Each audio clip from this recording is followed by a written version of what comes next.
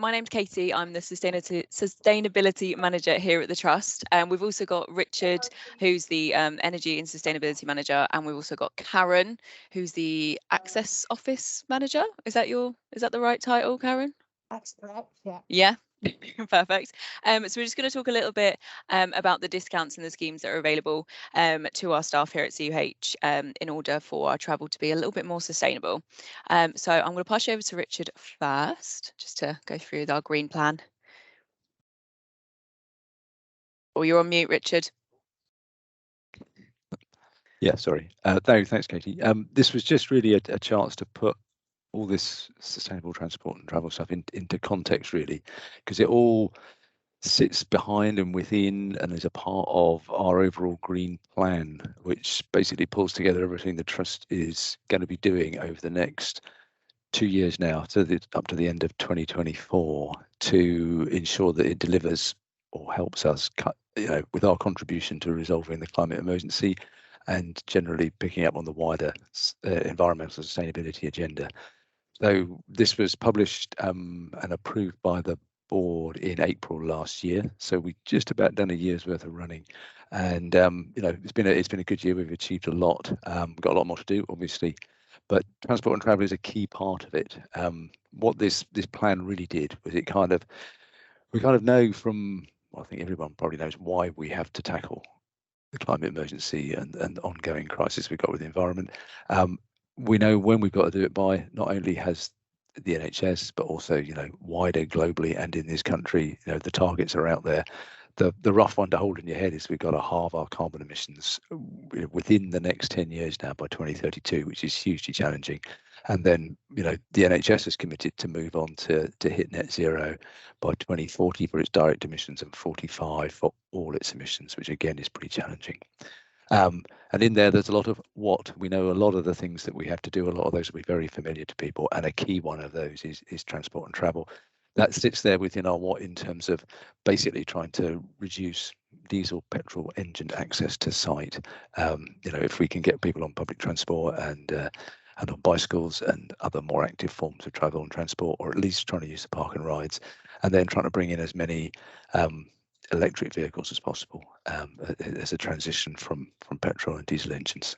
That's that intention, and in there from that plan it's called our Action 50 Green Plan, and surprisingly there are 50 actions, and there are 8 very specifically travel and transport ones. They're the ones marked TT and marked with little green arrows next to them, and they kind of cover those those key aspects I just talked about now, and they're really what we'll be going through today, just to help you understand what is out there, or if there's any uncertainty about what's out there in terms of supporting this shift to more sustainable travel. So, for no further ado, I think one more slide that kind of just shows a little bit of the kind of savings that we're looking at, because there are significant carbon savings obviously to be had. Also with most of these and a lot of the changes, they're referred to as active travel, because they make you more active, make you healthier, are better for us. So that exists as kind of a benefit of most of them.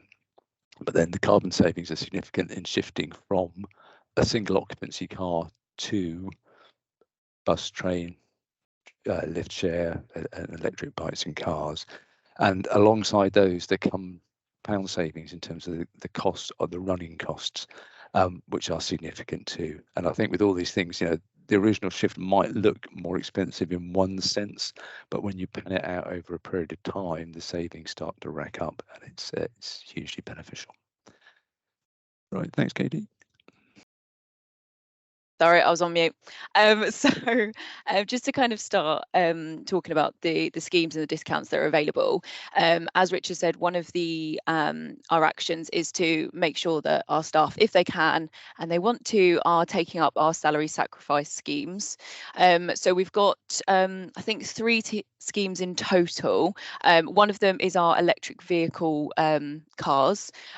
So essentially, what the salary sacrifice is that a part of your monthly salary, you will kind of forfeit to be able to lease a car, and you get savings on that, so it works out cheaper to lease the car that way. So you enter into a contract with Knowles Fleet and with ourselves, and there's a range of, as you can see here, there's a range of fully electric and then hybrid cars.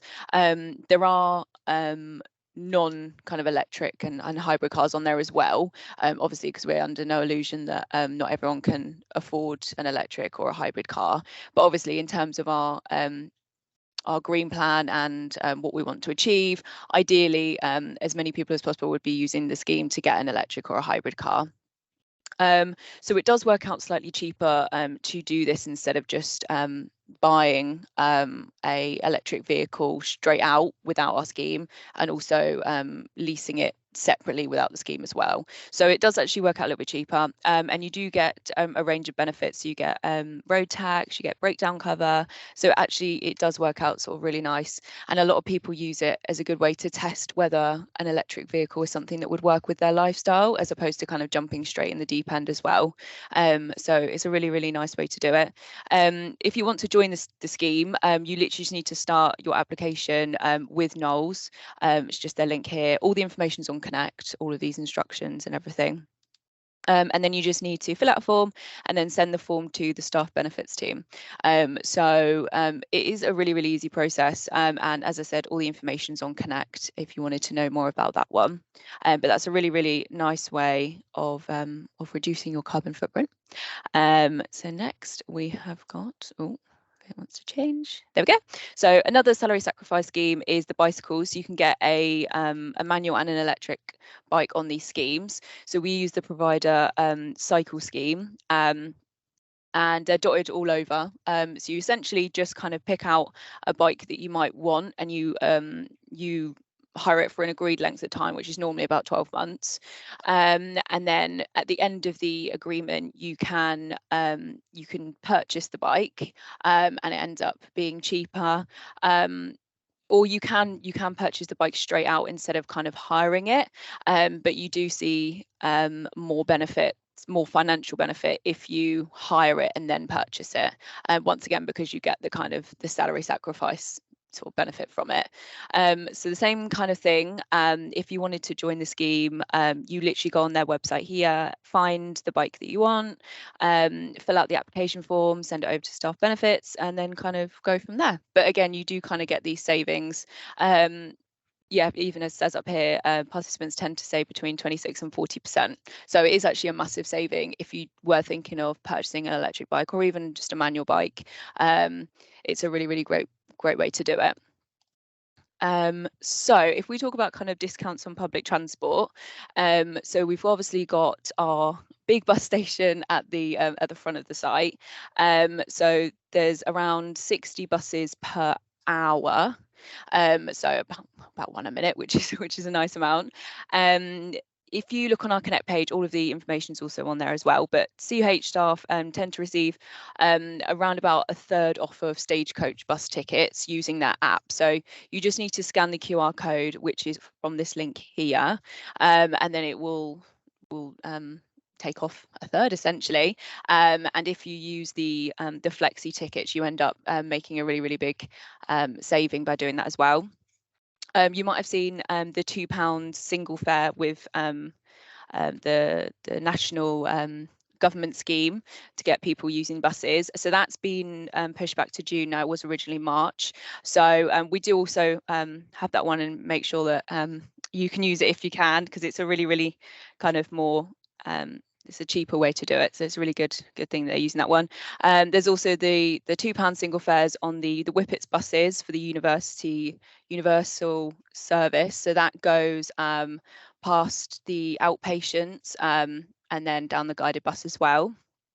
And then of course we've got the park and ride sites, the Trumpington and the Baybroom. So both of them are free to park at. So we really do encourage staff that are driving to work to park there instead of actually on site. And catching the bus from both of those sites to our site is also free. So we subsidise that one as well. You've just got to make sure you've got your badge, and then you'll be able to hop on and hop off. So that's the buses. With rail, you can get a interest-free loan for your bus tickets. You just I'll send out the PowerPoint afterwards, but and it will be available on Connect as well. But you literally just follow this link here, also on Connect, and it will take you to the form that you need to fill out. You can also get 10% off on train tickets, and then with the Greater Anglia Abellio ones, which is most of the trains that go from Cambridge, you can get up to 20% on annual tickets with discount codes. So you just need to, again, if you just follow the information here, head over to their website, pop in the discount code, what kind of ticket you'll need, monthly, annually, quarterly, and where you need to go to and from, and it will kind of do it all for you. So you save a little bit of money there as well. In regards to cycling, so hopefully everyone's aware that we've got a repair hub on site. So these are the guys here. What's that? Ivan and Sam. Is that the ones? Ivan and Sam? Edwin, that's the one. Edwin. Yeah. So those guys are literally on site. So they're opposite the Deacon Centre. So it's a really, really great way for people on site across the whole of our campus to get their bikes repaired.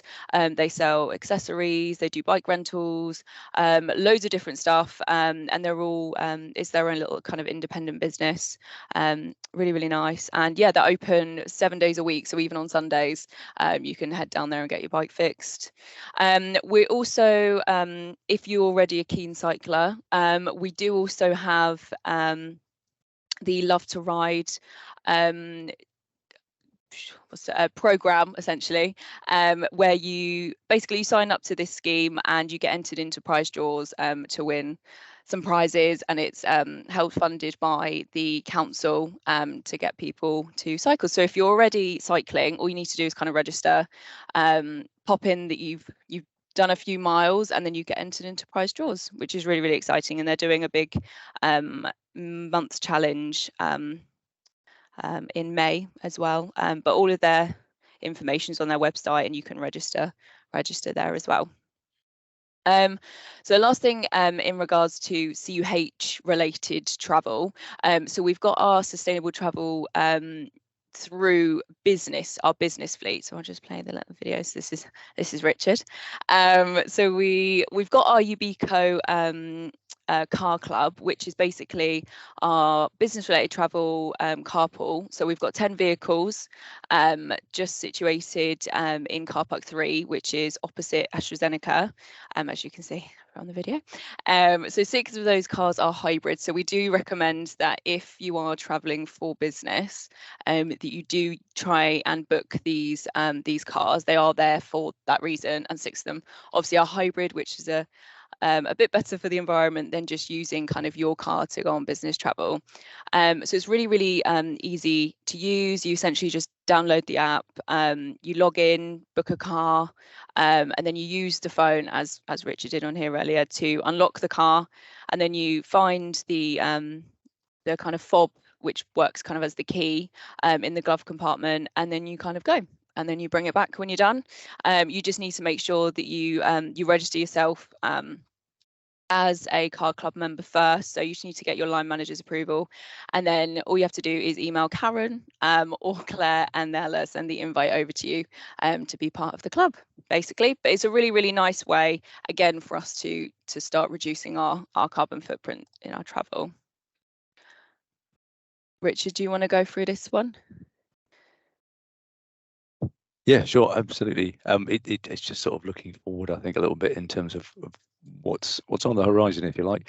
One of the key things in terms of electric vehicle charging is the conversion of the Bamberham Park and Ride to basically a very large solar panel PV array, if you like, because they're going to be putting solar panels above all the parking bays there, or pretty much all of them, and then there will be an EV charging point for each bay, which means that it's going to provide a big facility very close to the campus, which is ideal for staff to charge their vehicles at. Plus, it's going to be very green, because obviously on site we're really quite restricted on space, and the charging infrastructure we're going to be able to put on site will be largely for, well, probably almost entirely for business vehicles and business use. So that's all good. The other advantage we have with that Bamberham Park and Ride site is that, as you can see from that sort of mock-up, that's what it will look like. But there's an awful lot of solar panels there, and for several years there's going to be more solar power generated than there's needed for electric vehicle charging, and so there's a cable basically running from there straight to us here at Addenbrooke's, and we'll be receiving the surplus power, which is quite significant because, as you can see, there's quite a lot of solar charging there. So that's one on the horizon, and well, it's getting quite close. We're hoping that will be up and functional by the end of this year, which is great news. The other bit you may well have heard from what you've read in the papers and what you've seen around the place is that by I think 24, 25, we should have a station, well, what was called Cambridge South Station, not exactly what they're going to be calling it, but it's going to be basically up on the railway line next to where the AstraZeneca building is, on that bit of the railway line. And that's very exciting. Should be a game changer in terms of getting people to and from site by train, which is great news. Another thing that's very close to happening is the introduction of more electric buses. You might have seen 1 or 2 electric buses around Cambridge, but that's going to go up considerably this year. And we should see them here on the Park and Ride network and the City 2 service.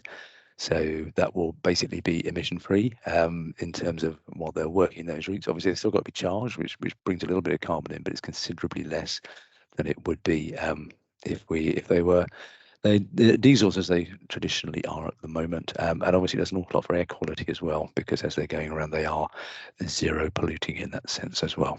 So a lot of good stuff is happening, and a lot of good stuff is due to happen. So thanks for that, Katie.